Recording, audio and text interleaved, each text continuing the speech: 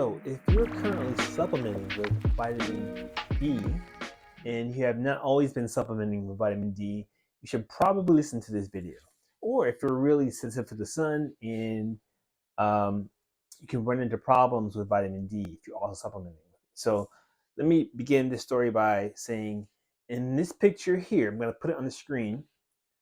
This is about 2 years ago, and I was at uh, my wife's baby shower for our baby, right? So our son's almost 2 years old, and he was an IVF baby, by the way. And there's a lot I could talk about IVF, but in this video, we're talking about vitamin K1, vitamin K2, vitamin K, right? We were having a baby shower at a friend of ours' place, and it was in a sunny part of the metropolitan area that we are in, and it was more sun than I'm used to being in for that long a period of time.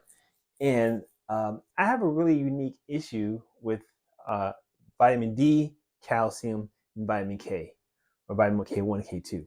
So when I was doing triathlons, I came across this video, this commercial, where this guy was talking about coral calcium and how coral calcium helps prevent soreness, right, as a cyclist. Well, I also ran 30 miles a week, and I was riding 300 miles a week, and I had significant soreness. And I tried calcium to remove some of the soreness.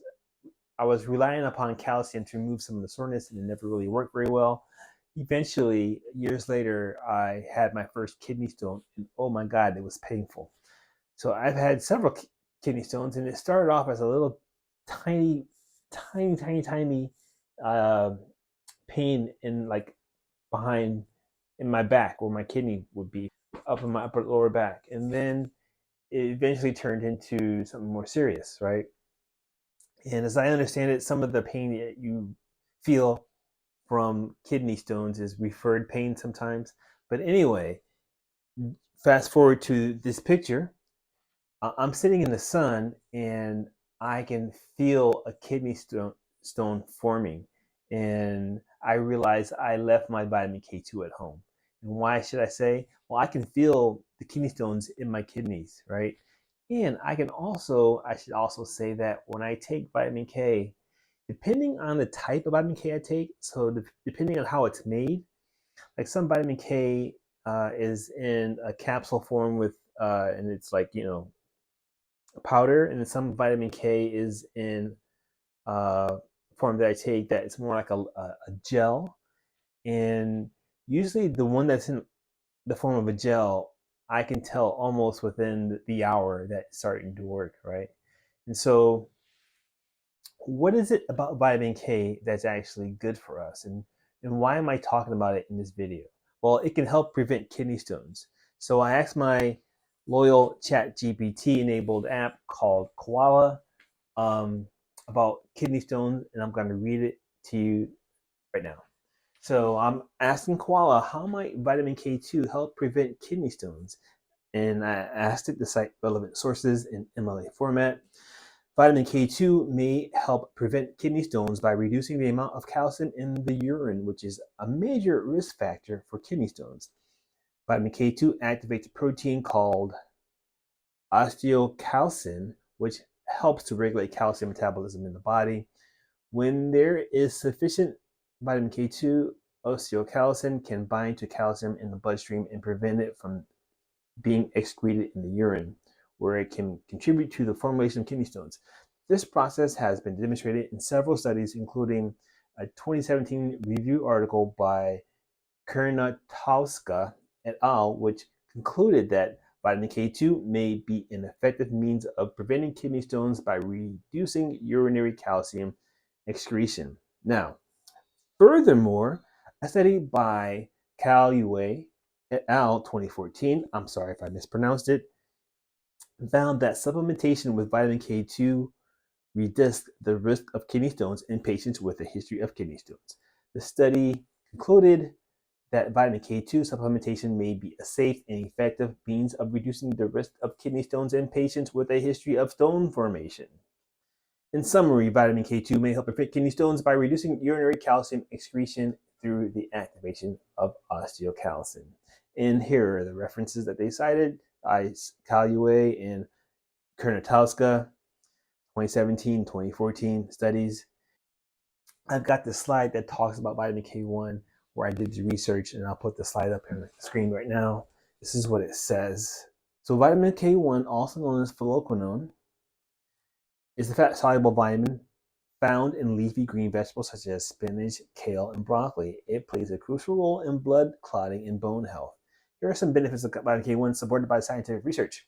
Vitamin K1 is essential for the production of clotting factors in the liver, which help stop bleeding when a blood vessel is damaged, according to a study published in the Journal of Thrombosis and Hemostasis. Vitamin K1 deficiency can lead to bleeding disorders such as hemorrhagic disease of the newborn, HDN, and warfarin-induced bleeding. And the sources study 2016. You see that below. In addition to blood clotting, it's also good for bone health.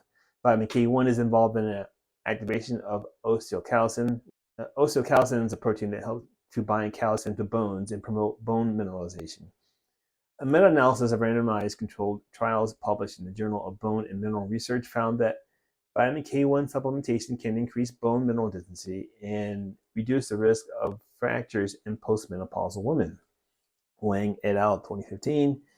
And cardiovascular health. So it's good for blood clotting, bone health, and cardiovascular health, which is really important if you're a triathlete or endurance athlete or you do any cardio at all.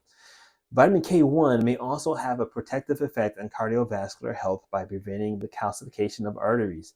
A study published in the Journal of Vascular Research found that vitamin K1 supplementation can reduce arterial stiffness in healthy adults. Right?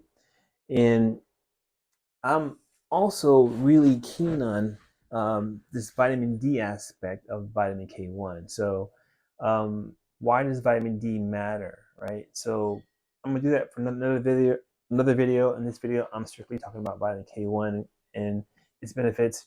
So I asked ChatGPT about vitamin K1, and I asked it to describe the mechanism by which vitamin K1 helps prevent the calcification of arteries. Cite relevant sources in MLA format is what another direction I gave it.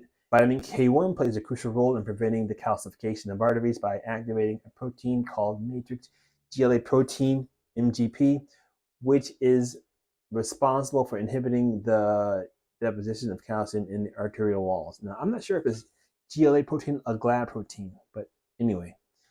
MGP, that's what we'll call it, requires vitamin K1 as a cofactor to function properly, and without enough vitamin K1, MGP becomes inactive and unable to prevent calcification. This process has been demonstrated in several studies, including a 2017 review article by Sugars et al., which concluded that vitamin K-dependent proteins such as MGP play a crucial role in the prevention of arterial calcification. Furthermore, a study by Buellens et al. 2009 found that a higher dietary intake of vitamin K1 was associated with a lower risk of cardiovascular disease, including arterial calcification. The study concluded that higher intake of vitamin K1 may reduce the risk of cardiovascular disease, possibly through its role in preventing arterial calcification. In summary, the mechanism by which vitamin K1 helps prevent the calcification of arteries is through the activation of matrix GLA protein, which requires a vitamin K1 as a cofactor to function properly. What are foods that contain vitamin K? And I asked it to list foods that contain vitamin K1 specifically, right? Vitamin K1 foods are kale, spinach, broccoli, Brussels sprouts, Swiss chard, parsley, green lettuce, collard greens, mustard greens, cabbage, and asparagus. Here are some foods that contain vitamin K2, and here are the sources for K1 and K2 in MLA format. So vitamin K1 and K2 are important. So vitamin K1 is good for cardiovascular health. Vitamin K1 is good for bone health, and vitamin K1 is good for preventing hemorrhagic diseases, and is also good for preventing bleeding disorders, like internal bleeding disorders. And you actually need vitamin K1, right? As far as vitamin K2 is concerned, you need vitamin K2 because for bone health, cardiovascular health, and dental health. Like people believe that K2 can improve your dental health. And I think it's probably based in the fact that it works with vitamin D and calcium. So it probably plays a role in bone mineralization like K1 does. Anyway, that's it for this video. No, it's kind of maybe a long video for vitamin K1, K2. Hopefully I provided enough information for you so that you can go and get your learn on and figure out how to incorporate some of these foods and some of these supplements into your daily exercise and fitness and wellness routines. I'm Smitty. I hope you reach your fitness goals, and I'll talk to you in the next one.